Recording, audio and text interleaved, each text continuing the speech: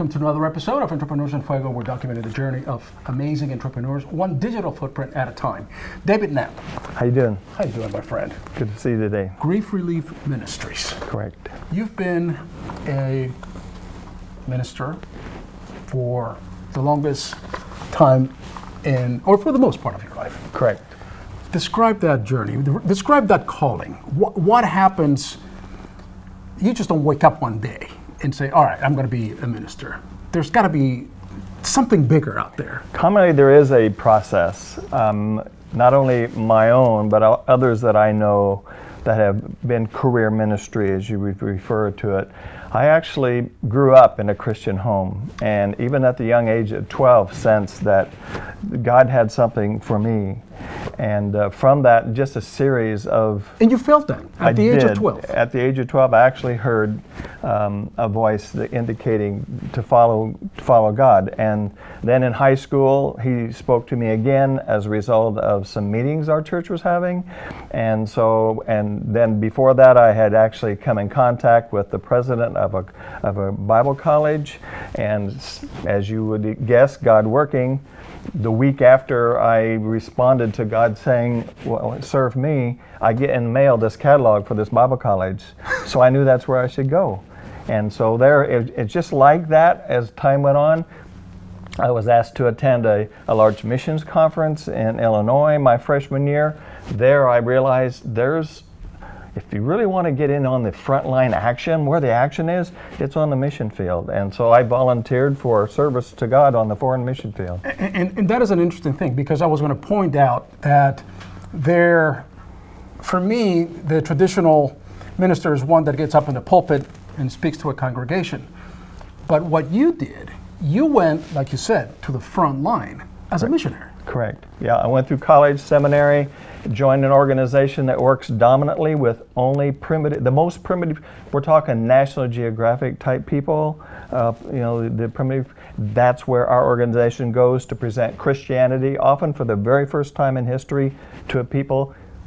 We learn their language and translate the Bible into their language so that they can follow God in their own culture. Is that somehow, or could that be deemed controversial when a mission goes to another country? I'm from Ecuador, and I remember we welcome a number of missionaries. In fact, they're there. They we're talking a while ago about, I think they even spoke some Quechuan words. Yeah.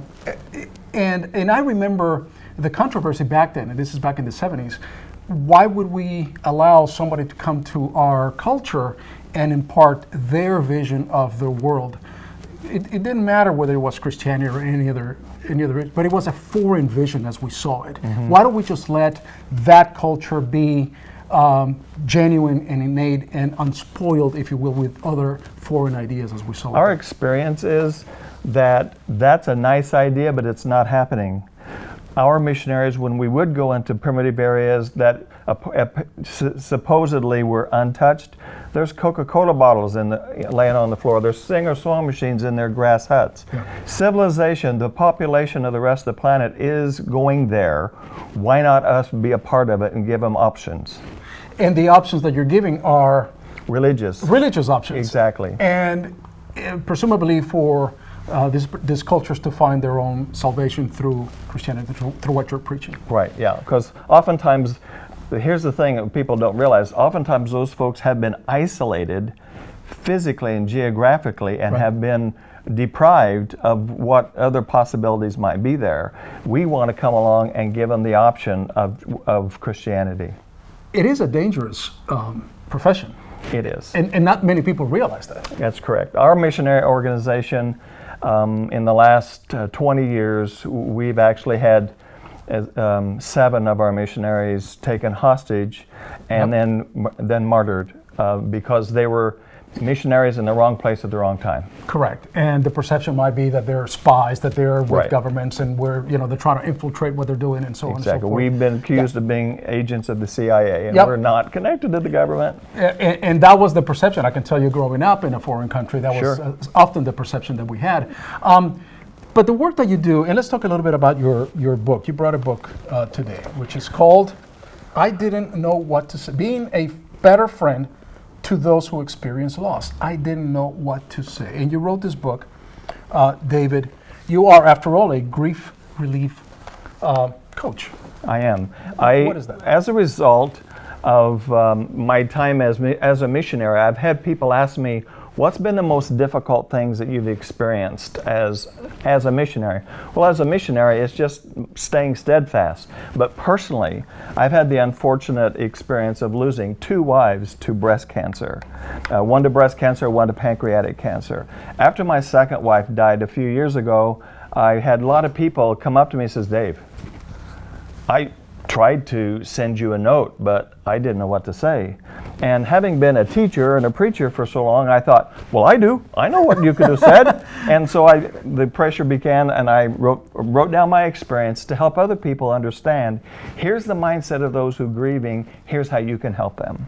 And it is a very tough subject. It is. It is a very difficult subject because you don't know what the other person is feeling. I mean, you cannot be empathetic unless you went through something as you did. And that gives you that authority and that legitimacy, if you will, to speak with somebody. It does, but the thing of it is, many times it is just a matter of adjusting our mindset a little bit. Instead of trying to think, what can I do to help fix that person's grief? You can't fix it. So don't even try. Just say, you must really hurt right now, or I'm going to miss them too. Something simple like that will be more valuable to them than you trying to be nervous and say something stupid. And I was going to say, David, sometimes less is more. That's right. Just being there, just being empathetic about what the other individual is going through. Do you find the person that grieves, do you find that that person feels guilty about what just happened, about that loss? The guilt can be a part of the normal process of grieving, but it comes in from various perspectives. For me, my first wife, I sensed some guilt because as I worked through the losses, one of those losses was a love relationship. And did I do a good enough? Did you do a good enough job? That's right. Did I love her enough? And my second wife, the guilt was, did I tell her I loved her enough? But sometimes the guilt is, did I do enough to help prevent their death? So the guilt can vary. And that is an interesting thing because on the other side, on the positive side, it kind of should remind us that when we leave our house in the morning, yes, each day is a day to live fully.